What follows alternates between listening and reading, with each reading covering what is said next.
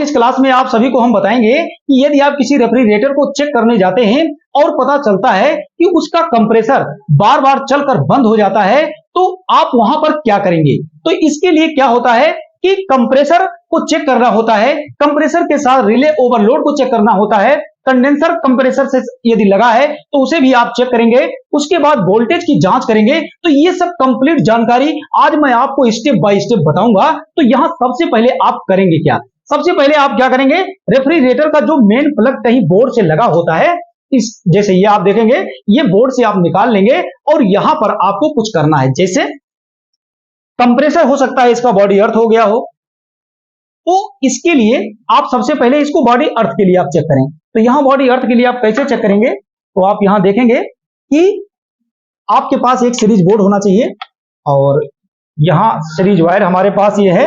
अब इसके series wire को हम सीरीज बोर्ड से लगा लेते हैं। अब हम देखते हैं कहीं ऐसा तो नहीं कि हमारा कंप्रेसर बॉडी अर्थ हो, इसी एक पिन से ऐसे यहां लगा लेंगे और लगाने के बाद कंप्रेसर के यहां देखेंगे चार्जिंग लाइन है, यहां से टच करा रहे हैं, बॉडी अर्थ नहीं मिल रहा है। और बॉडी में अगर आप कहीं टच करा रहे हैं, देखेंगे बॉडी अर्थ नहीं है, कहीं बॉडी अर्थ नहीं है, तो आप स्वतंत्र हो गए हैं कि कंप्रेसर हमारा शॉर्ट नहीं है। और दूसरी बात क्या है, बॉडी में कोई वायर इधर उधर टच नहीं है। अब अगर आप रेफ्रिजरेटर में कहीं टच भी करते हैं तो नुकसान नहीं हो सकता, लाइन का शॉर्ट नहीं लग सकता है। अब इसके बाद की प्रक्रिया क्या है, अब इसमें आपको करना है कि उस रेफ्रिजरेटर को जो सप्लाई मिल रही थी उस एसी सॉकेट में वोल्टेज की जांच करनी है। तो चलिए सबसे पहले अब हम वोल्टेज की जांच कर लेते हैं, क्योंकि यदि कंप्रेसर चलकर बंद हो रहा है तो कभी कभी वोल्टेज रेफ्रिजरेटर को ठीक से नहीं मिलता, वोल्टेज या तो कम आ रहा है या तो वोल्टेज बहुत ज्यादा आ रहा है। तो सबसे पहले अब वोल्टेज की जांच करेंगे। तो वोल्टेज की जांच करने के लिए यहां पर देखेंगे हमारे पास एक क्लैंप मीटर है। अब हम इसको एसी रेंज में सेलेक्ट कर लेते हैं। तो यहां पर देखेंगे हम पहले मीटर को ऑन कर लेते हैं और ये क्लैंप मीटर को आपको यहां पर यहां देखेंगे एसी रेंज में मैंने सेलेक्ट कर दिया है। यहां सब देख रहे हैं ना, एसी रेंज में सेलेक्ट कर दीजिए। और रेफ्रिजरेटर का जो मेन लीड था, जिस एसी बोर्ड से आप लगा रहे थे, वहां वोल्टेज की आप जांच कर लीजिए, क्या वोल्टेज वहां आ रहा है कि नहीं। तो यहां देखेंगे वोल्टेज, इस समय वोल्टेज मिल रहा है हमें 233 वोल्ट, सप्लाई तो ठीक आ रही है। अब आपको क्या करना है कि वह रेफ्रिजरेटर कितना एम्पियर लेकर बंद हो रहा है। तो चलिए सबसे पहले हम एम्पियर की जांच करते हैं कि हमारा रेफ्रिजरेटर कितना एम्पियर लेकर बंद हो रहा है। इसके बाद हमें क्या करना है ये सब मैं आज आप सभी को बताऊंगा। तो एम्पियर में चेक करने के लिए ये क्लैंप मीटर जो हमारा होता है, अब इसे हमें सेलेक्ट करना होता है। थोड़ा नजदीक से दिखा दो भैया, यहां पे देखेंगे 20A लिखा हुआ है यहां पे। तो हमने यहां 20A पे सेलेक्ट कर दिया, 20A का मतलब 20 एम्पियर पे आप अपने क्लैंप मीटर को सेट कर लेंगे। और मीटर जब आपका ये सेलेक्ट हो जाता है तो अभी मैं इस मीटर को यहां रख देता हूं। और जो हमारा ये रेफ्रिजरेटर का मेन लीड है, इसके मेन लीड को क्या करेंगे, अपने एसी बोर्ड से लगाएंगे। तो यहां स्विच को पहले हम बोर्ड का बंद कर देते हैं और यहां आप देख रहे हैं सप्लाई बोर्ड से मैंने मेन लीड रेफ्रिजरेटर का जोड़ दिया है। अब हमें यह देखना है कि ये रेफ्रिजरेटर हमारा चलकर बंद हो जाता है तो कितना एम्पियर लेकर बंद हो रहा है, क्योंकि ये हमारे पास जो रेफ्रिजरेटर है इसमें यही सेम प्रॉब्लम है कि इसका भी कंप्रेसर चलकर बंद हो जाता है। तो मैं आप लोग को ये दिखाना चाहता हूं कि यदि इस तरह से आपके पास कोई रेफ्रिजरेटर आता है तो आप उसे स्टेप बाय स्टेप कैसे चेक करेंगे। तो यहां आप देखेंगे कि अब हम इसका एम्पियर चेक करेंगे और यहां देखेंगे इसके एक तार से आपको एक क्लैंप मीटर ऐसे लगा देना है। अब इसके बाद जो आपका एसी बोर्ड है, इसकी स्विच को जब आप ऑन करते हैं तो यहां पे हमें देखना है कि हमारा ये कंप्रेसर कितना एम्पियर लेकर बंद होता है। तो देख लेता हूं, यहां देखेंगे 8.26 7.82, यहां देखेंगे इतना एम्पियर करंट ये ले रहा है। इसका मतलब ये हुआ कि ये रेफ्रिजरेटर बहुत ज्यादा करंट ले रहा। और देखेंगे इस समय हमारा कंप्रेसर बंद हो गया है, ज्यादा एम्पियर लेकर कंप्रेसर बंद हो गया। देखेंगे ये हमारा क्लैंप मीटर एम्पियर 00 बता रहा है। इसका मतलब ये हुआ कि इसका जो ओवरलोड लगा है कंप्रेसर का वो ओपन हो गया है, ट्रिप कर गया है। अब यहां देखेंगे दोबारा जुड़ रहा है, ओवरलोड दोबारा जुड़ गया और 7.2 एम्पियर लिया, फिर से देखेंगे बंद हो गया। तो इस तरह से यदि आपका कोई भी रेफ्रिजरेटर है, आप उसे कहीं चेक करने जाते हैं और रेफ्रिजरेटर को आप सप्लाई देते हैं और उसका एम्पियर आप चेक करते हैं और एम्पियर पता चल रहा है कि बहुत ज्यादा एम्पियर रेफ्रिजरेटर ले रहा है और बार बार कटता है, जुड़ता है ज्यादा एम्पियर लेकर के, तो आप ये समझ लेना कि रेफ्रिजरेटर का कंप्रेसर खराब हो सकता है। लेकिन अभी हमने आपको बताया कि इस दशा में आपको सबसे पहले क्या करना चाहिए, वोल्टेज की जांच करनी चाहिए। अगर आपने वोल्टेज की जांच कर लिया है तो वोल्टेज की जांच कर लेने के बाद आपको क्या करना है, एम्पियर चेक कर लेना है। एम्पियर ज्यादा ले रहा है, अब हम क्या करेंगे, आप यहां देखेंगे कि इस कंप्रेसर से जो रिले ओवरलोड लगा होता है उस रिले ओवरलोड को भी चेक करेंगे और विश्वसनीय रिले ओवरलोड एक बार लगा कर देखेंगे। इसके बाद यदि कंप्रेसर से कंडेंसर लगा है तो उस कंडेंसर को भी आप बदल कर देख लेंगे। तो चलिए अब हम क्या करते हैं, अपने रेफ्रिजरेटर का ये जो मेन लीड है सप्लाई बोर्ड से हम निकाल लेते हैं। आपने निकाल लिया है इसे, उसके बाद आपको यहां क्या करना है ये देखेंगे, ये रेफ्रिजरेटर के कंप्रेसर के ऊपर यहां पर जो वेस्ट पानी निकलता है इसका, इस ढक्कन को यहां से हटा लेंगे। अब इसके बाद देखेंगे ये हमारा कंप्रेसर है। अब इस कंप्रेसर से जो हमारा रिले ओवरलोड लगा होता है, यहां पे आप देखेंगे इसके रिले ओवरलोड को ऐसे यहां से अलग कर लेंगे। तो जब ये रिले ओवरलोड इसका अलग हो जाता है तो आप यहां देखेंगे ये ओवरलोड काफी हीट हो गया है। तो आप इसके ओवरलोड को और रिले को एक बार विश्वसनीय लगाकर देख लेंगे और यदि कंडेंसर लगा है तो कंडेंसर को भी बदल देंगे और उसके बाद एक बार फिर से इसको सप्लाई देंगे और एम्पियर की जांच करेंगे। अब अगर ज्यादा एम्पियर ले रहा है तो ये समझ लेना कि कंप्रेसर में खराबी है, लेकिन अभी हम पूर्ण रूप से नहीं कह सकते कि अभी हमारा कंप्रेसर खराब है। अभी हमें और क्या चेक करना है, तो इतना कर लेने के बाद जैसे रिले ओवरलोड आपने नया लगा दिया, कंडेंसर भी आपने नया लगा दिया, इसके बाद भी ज्यादा एम्पियर लेकर के कंप्रेसर बार बार ट्रिप हो रहा है, वोल्टेज भी ठीक है, तो अब आपको करना क्या है, यहां देखेंगे कंप्रेसर का जो ये चार्जिंग लाइन होता है, इस चार्जिंग लाइन से गैस को आप क्या करेंगे, गैस को उड़ा देंगे यहां से। और ये देखेंगे गैस को हम यहां से निकाल दे रहे हैं और इसके बाद अभी देखेंगे आप, तो मैं एक बार इसको फिर से चलाऊंगा।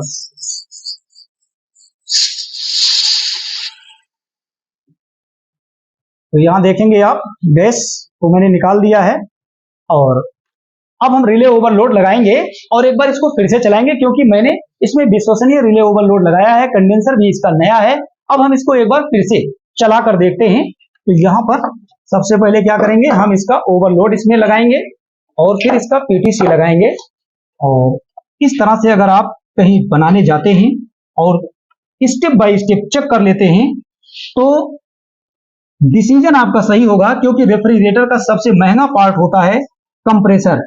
अब कस्टमर को आप बता दिए, पता चला कि कंप्रेसर आपने सही से नहीं चेक किया और डिसीजन आपने ले लिया, अब रिले ओवरलोड खराब था या कंडेंसर वीक था, आपने बता दिया कंप्रेसर खराब है, कोई दूसरा टेक्नीशियन आता है चेक करने और रिले ओवरलोड बदल करके उसका कंप्रेसर चालू कर देता है, तो कस्टमर के नजर में तो जिसने चालू किया हीरो तो वो बनेगा, आप तो जीरो हो जाएंगे।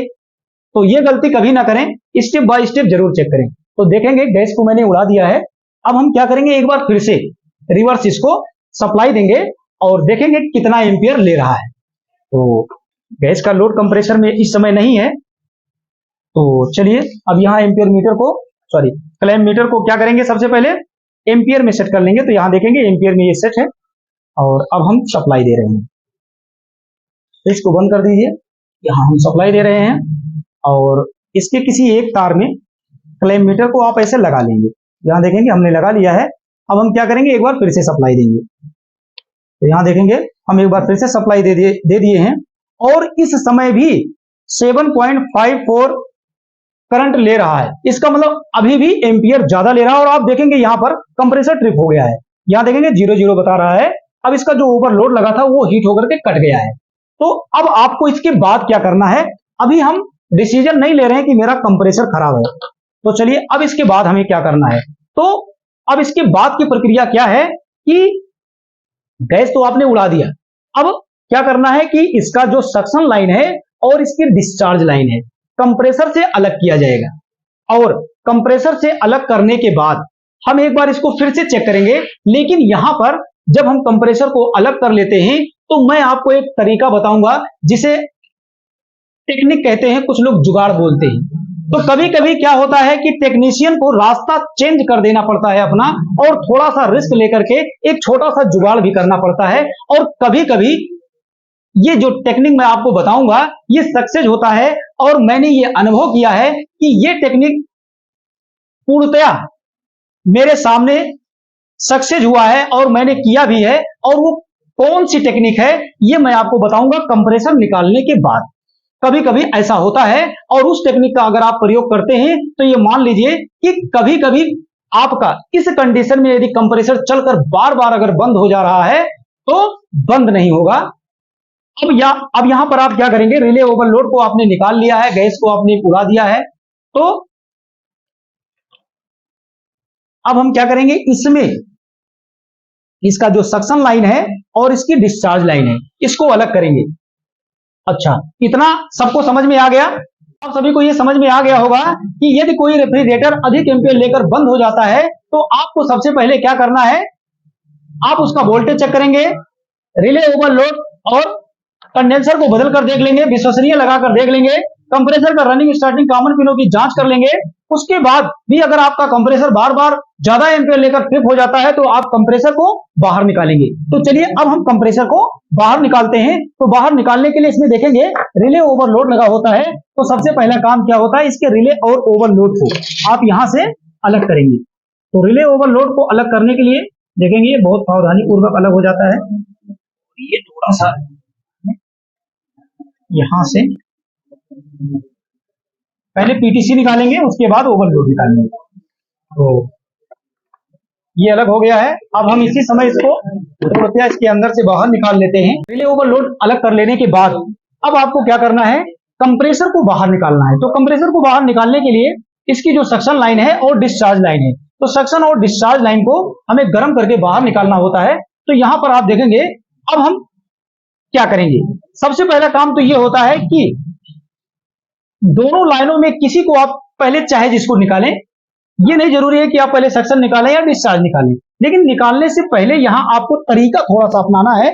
जैसे ऐसे आप पानी लेंगे और कपड़ा ले लेंगे, क्योंकि यहां पर देखें कंप्रेसर के नीचे ग्रोमेट लगा होता है, तो इसके ग्रोमेट को बचाना होता है। ठीक है, वैसे ये कंप्रेसर खराब हो गया है, आप चाहे जैसे इसको बाहर निकाल सकते हैं, लेकिन कभी कभी क्या होता है कि नया कंप्रेसर हम लाते हैं तो ग्रोमेट उसका मैच नहीं करता, पुराने ग्रोमेट को हमें लगाना पड़ता है। ये इत्तेफाक की बात है। तो अगर हम काम कर रहे हैं तो थोड़ा सावधानी से करें। तो यहाँ नीचे कपड़ा लगा लेते हैं, और वैसे भी आप देखेंगे कि यहाँ हमारी बेंच है, अगर हम यहाँ कपड़ा नहीं लगाएंगे तो इसका जो फ्लो होगा नीचे भी जा सकता है। तो ये सब सुरक्षा जरूरी होता है। जो आप वहां प्रेजेंट माइंड लगाइएगा, जो वहां नुकसान आपको लगता है कि ये नुकसान हो सकता है, तो वहां सेफ्टी के लिए आप वहां कपड़ा भिगो करके रख देंगे। तो चलिए सबसे पहले हम क्या करते हैं, इस कपड़े को, ये कपड़ा है, अब इसको हम यहाँ भिगो लिए हैं और भिगो करके यहाँ पर ऐसे लगा देंगे। और लगाने के बाद सबसे पहले क्या करेंगे, इसकी डिस्चार्ज लाइन को बाहर निकालेंगे। ये डिस्चार्ज लाइन, तो डिस्चार्ज लाइन को चलिए बाहर निकालते हैं। और ये हमारा केन है, और यहाँ पर आप देखेंगे ये ब्यूटेन टार्च है, और इसको इसके साथ आप लगाते हैं। तो कभी कभी क्या होता है कि लोग लगाते समय ही, जैसे अभी आप सीख रहे हैं, लगाते समय ही पता चलता है कि नया टार्च आपसे खराब हो जाता है। तो यहां पर एक सेटिंग होती है इसकी, आप यहां देखेंगे, ये देखेंगे इस समय डैमेज हुआ है, डैमेज नहीं हुआ है, मतलब ये सेटिंग थोड़ा सा हमें करना पड़ेगा, क्योंकि ये प्लास्टिक वाला जो भाग होता है इसको घुमा करके यहाँ खांचे के अंदर कर देंगे, ऐसे खांचे के अंदर इसको होना चाहिए। अब इसके बाद अगर आप लगाएंगे तो देखेंगे बहुत अच्छे से ये लग गया है। तो लग गया है। अब हम क्या करेंगे, इसको चालू करेंगे। तो इसके लिए माचिस हो या लाइटर हो आपके पास, तो इसको ये पेन,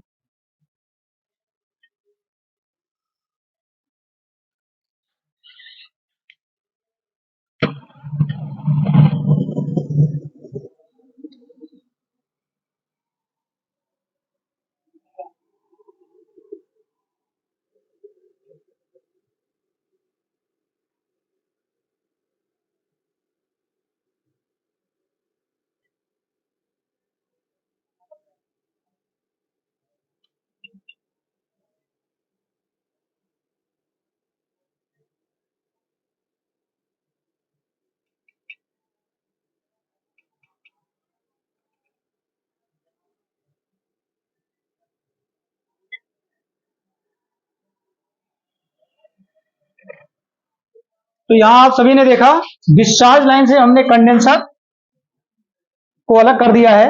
अब हमें क्या करना है, कंप्रेसर की सेक्शन लाइन को अलग करना है। तो सेम प्रक्रिया होगी।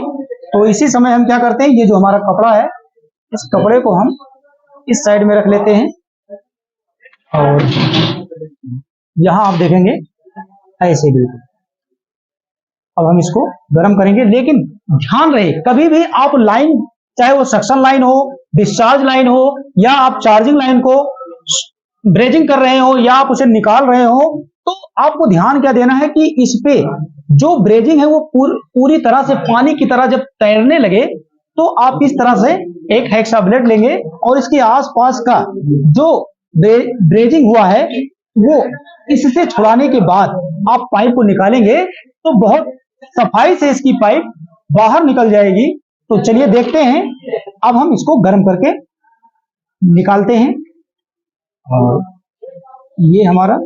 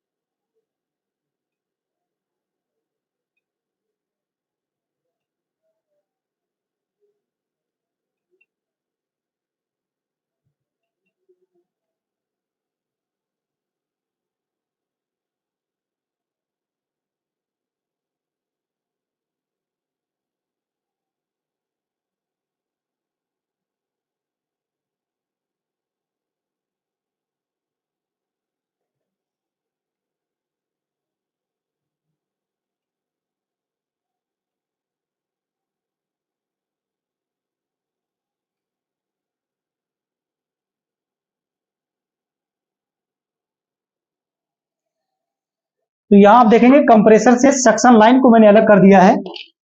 अब हम कंप्रेसर को थोड़ा ठंडा करेंगे। तो सबसे पहला काम क्या है, कंप्रेसर को आप थोड़ा ठंडा कर लीजिए। और जब आपका कंप्रेसर यहाँ पर ठंडा हो जाता है तो यहाँ देखेंगे 4 नट लगे हुए हैं और इन्हीं चारों नट को आपको खोलना होता है। तो पहले यहाँ पर अब इसको अच्छे से ठंडा कर लीजिए। जब ये अच्छे से ठंडा हो जाता है तो यहाँ पर देखेंगे ये नट लगा होता है, इसके नट को हम खोलेंगे। यहाँ पर 4 नट हैं और इसको हम क्या करेंगे, खोल लेंगे, क्या कर लेंगे थोड़ा सा ऐसे।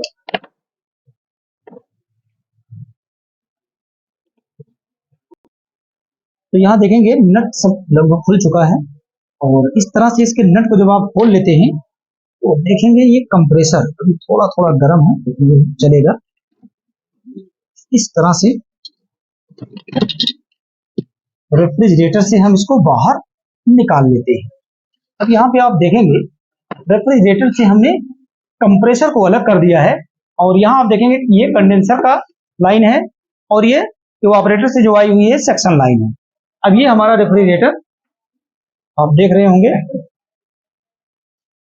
कंप्रेसर से अलग हो गया है। अब हम इसमें क्या करेंगे, एक बार इसको फिर से चलाएंगे और आप लोग को दिखाएंगे कि ये कंप्रेसर क्या रेफ्रिजरेटर से निकाल देने के बाद सप्लाई दिया जाता है और उस समय क्या ये चल रहा है या नहीं चल रहा है, तो आप इसको देखेंगे। तो यहां पर आप देखिएगा कि इसमें रिले ओवरलोड जैसे आप पहले लगाए थे ठीक उसी प्रकार से इस कंप्रेसर में आपको क्या करना है, रिले ओवरलोड को लगाना है और चालू करना। और मैंने आपसे बताया था कि एक टेक्निक भी मैं आपको बताऊंगा जिसे कुछ लोग क्या कहते हैं, जुगाड़ कहते हैं। तो कभी कभी टेक्नीशियन को थोड़ा सा रास्ता बदलना पड़ता है और एक छोटा सा रिस्क लेना पड़ता है। तो ज्यादा रिस्क नहीं है, बस मैं अपना अनुभव आपको दे रहा हूं। तो यहां पर आप देखिएगा ये हमारा ओवरलोड है और ये पीटीसी है। तो यहां कंप्रेसर से हम फिर से एक बार लगाएंगे। वैसे कंफर्म तो ये हो चुका है कि हमारा कंप्रेसर खराब है, लेकिन फिर भी क्योंकि रेफ्रिजरेटर का महंगा पार्ट होता है, डिसीजन आप तुरंत ले लेते हैं तो क्या पता कभी कभी डिसीजन गलत हो जाता है। इसलिए आपके अंदर जब ये विश्वास हो जाए कि ये 100% कंप्रेसर खराब है, तभी आप कस्टमर को अपने बताइए कि तुम्हारा कंप्रेसर खराब है। तो ये हो गया। अब हम क्या करेंगे, सप्लाई देंगे, इस कंप्रेसर को सप्लाई देंगे और देखते हैं इस समय एम्पियर कितना ले रहा है। तो सबसे पहले क्या करते हैं, क्लैंप मीटर को ठीक उसी प्रकार से एम्पियर रेंज में हम सेट कर लेते हैं। यहाँ पर देखेंगे हमने एम्पियर रेंज में इसको सेट कर लिया है और ये हमारा सप्लाई बोर्ड है। चलिए हम रेफ्रिजरेटर का ये जो आपका मेन लीड था, इस लीड से ठीक उसी प्रकार से आप इसमें सप्लाई देंगे। और सप्लाई देने से पहले यहाँ देखेंगे इसके लीड में किसी एक तार में एम्पियर मीटर माने ये क्लैंप जो आपका है इसको आप लगा लेंगे और लगा देने के बाद यहाँ स्विच को बोर्ड के हम बंद कर देते हैं और देखते हैं इस समय हमारा कंप्रेसर रेफ्रिजरेटर से अलग हो गया है और कितना एम्पियर करंट ले रहा है। तो आप देख रहे हैं कि इस बार भी कंप्रेसर 7.6 माने कि 6.78 या माने 6 एम्पियर 7 एम्पियर के नियर अबाउट करंट ले रहा है और लेकर के देखेंगे ट्रिप कर गया, बंद हो गया है। तो ये कंफर्म हो गया कि ये 100% कंप्रेसर हमारा खराब है। अब देखेंगे फिर से चालू हो गया है, फिर से देखेंगे फिर से चालू हो गया। तो इस तरह से अगर कंप्रेसर चालू हो रहा है, बंद हो रहा है, ज्यादा एम्पियर लेकर बार बार ट्रिप हो जा रहा है, तो ये समझ लेना कंप्रेसर खराब है। तो चलिए अब हम आपको एक टेक्निक बताते हैं। कभी कभी उस टेक्निक से क्या होता है कि हमारा कंप्रेसर सही हो जाता है। तो सही होने का मतलब क्या होता है, यहां पर देखेंगे स्विच को मैं पहले बंद कर देता हूं और वो टेक्निक इस प्रकार से है कि जब आप कंप्रेसर का रनिंग स्टार्टिंग और कॉमन पिनों की जांच करें, जैसे यहां पर आप देखेंगे इसकी रनिंग स्टार्टिंग और कॉमन पिन की जांच करनी होती है। तो जैसे आपने इसकी जांच कर लिया है तो चलिए मैं उसको एक बार फिर से चेक करके आपको बता देता हूं कि कंप्रेसर के रनिंग स्टार्टिंग और कॉमन पिनों की आप जांच कैसे करते हैं। उसके बाद मैं आपको वो टेक्निक बताता हूं। तो यहां देखेंगे ये कंप्रेसर है और कंप्रेसर का ये ऊपर वाला पिन कॉमन होता है और कंप्रेसर के पिनों को जब आप सामने कर लेते हैं तो दाहिने साइड वाला इसका रनिंग होता है और बाएं साइड वाला स्टार्टिंग होता है। तो अब आपको इसके पिनों की कंटिन्यूटी चेक करना होता है। तो इसके कॉमन पर यहां एक प्रोब लगाएंगे मीटर का, दूसरा प्रोब यहां लगाएंगे इसके, आप देखेंगे हम रनिंग पे लगा रहे हैं। अब आप यहां देख रहे हैं कि इसके रनिंग पर मैं प्रोब्स लगा रहा हूं और इस समय मीटर शो नहीं कर रहा है। इसका मतलब हमारा हो सकता है मीटर सेलेक्ट नहीं हुआ है कंटिन्यूटी रेंज में। तो सबसे पहले हम क्या करते हैं, मीटर को सिलेक्ट करते हैं क्योंकि एम्पियर रेंज में सेट था। अब मैं इसको कंटिन्यूटी रेंज में सेलेक्ट कर दिया हूं। अब हम क्या करेंगे, इसके कॉमन और रनिंग के बीच में कुछ रेजिस्टेंस की जांच करेंगे। तो यहां हमें देखेंगे कितना रेजिस्टेंस मिल रहा है। इस समय हमें 14 ओम का रेजिस्टेंस मिल रहा है। अब स्टार्टिंग पिन के बीच में अगर हम चेक करते हैं तो स्टार्टिंग पिन के बीच में भी 14 ओम का रेजिस्टेंस इसमें मिल रहा है और रनिंग स्टार्टिंग के बीच में अगर हम चेक कर रहे हैं तो रनिंग और स्टार्टिंग पिनों के बीच में आप यहां देख सकते हैं कितना रेजिस्टेंस हमको मिल रहा है। तो यहां आप देख सकते हैं रनिंग और स्टार्टिंग बाइंडिंग इस समय इसकी शॉर्ट बता रही है। आगे बात समझ में। तो इस तरह से अगर किसी कंप्रेसर की रनिंग और स्टार्टिंग कॉइल आपस में जैसे यहां देखें 0-0 बता रहा है, समझ गए। तो इस तरह से आप कहीं रेफ्रिजरेटर में चेक करने गए हैं और उसका कंप्रेसर बार बार ट्रिप हो जाता है और रनिंग स्टार्टिंग पिनों को आप चेक करते हैं और 0-0 ओम रेजिस्टेंस बता देता है, तो आपको कुछ करने की जरूरत नहीं है। आप तुरंत डिसीजन ले लीजिए कि भैया आज आपका कंप्रेसर खराब है, समझ गए। लेकिन कभी कभी ऐसा होता है कि कंप्रेसर ज्यादा एम्पियर लेता है और रनिंग स्टार्टिंग पिनों के बीच की कंटिन्यूटी भी हमको सही मिलता है। तो जब कभी रनिंग स्टार्टिंग पिनों के बीच की कंटिन्यूटी आपको सही मिले तो फिर आपको वहां क्या करना है कि कंप्रेसर के सबसे पहले रिले ओवरलोड को बदल कर देखें। फिर उसके बाद क्या करना है, कंडेंसर लगा है तो उसके कंडेंसर को बदल कर देखें। कंप्रेसर में जाने वाले वोल्टेज की जांच करें। उसके बाद गैस को उड़ाएं, कंप्रेसर को बाहर निकालें। अब जो मैंने आपसे कहा था टेक्निक मैं आपको बताऊंगा। वो टेक्निक क्या है कि जब कंप्रेसर का रनिंग स्टार्टिंग पिन सही बता रहा हो, कंटिन्यूटी आपको सही मिल रहा हो, तो अपने पास ऐसे एक हथौड़ी लेंगे। तो यहां कहीं रखी थी, कहां रखी हो भैया, इसके नीचे है। ऐसे एक हथौड़ी ले लेंगे और ये जो हमारा कंप्रेसर है इसमें देखेंगे ये ज्वाइंट किया गया है। तो इसके ज्वाइंट पर आपको क्या करना है, ऐसे इस तरह से थोड़ा सा इसको हथौड़ी से मारेंगे तो कभी कभी क्या होता है कि रनिंग स्टार्टिंग कॉमन पिनों की कंटिन्यूटी सही होता है, इसकी अंदर की कॉइल इसका मतलब सही है, अंदर में इसका पंप चलता है, वो पंप कभी कभी क्या होता है, जाम हो जाता है।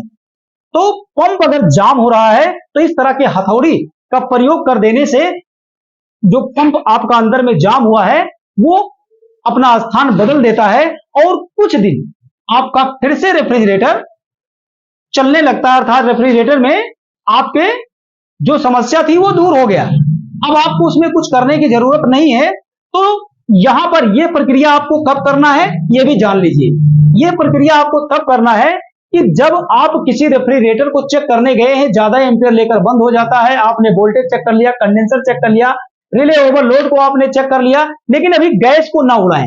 गैस उड़ाने से पहले कंप्रेसर पे हथौड़ी मार दें और यदि कंप्रेसर चल गया तो ठीक है, तो बता दीजिएगा भैया ये कंप्रेसर आपका लगभग खराब हो चुका है, लेकिन मैंने इसको चला दिया है, कुछ दिन चलेगा, लेकिन इसकी ये गारंटी नहीं है कि कब तक चलेगा। तो मेरे ख्याल से आप सभी को यह समझ में आ गया होगा कि कंप्रेसर किसी रेफ्रिजरेटर से अगर आप निकाल रहे हैं तो कैसे निकालना है, यह समझ में आया होगा। कंप्रेसर के रनिंग व स्टार्टिंग पिनों की कभी आपको कंटिन्यूटी यदि चेक करना हुआ तो कंटिन्यूटी कैसे चेक करना है यह भी समझ में आ गया होगा। ज्यादा एम्पियर ले रहा है तो आपको कैसे कैसे स्टेप बाय स्टेप चेक करना है, ये सब आप सबको बहुत अच्छे से समझ में आया होगा। तो मेरे ख्याल से इस तरह का कोई रेफ्रिजरेटर आपके पास आता है तो कभी आपके अंदर ये डाउट नहीं रहेगा कि हम उसका कंप्रेसर कैसे चेक करें। सबको समझ में आ गया? तो इतना ही होता है। अब इसमें हम नया कंप्रेसर लगाएंगे नेक्स्ट डे। Thank you.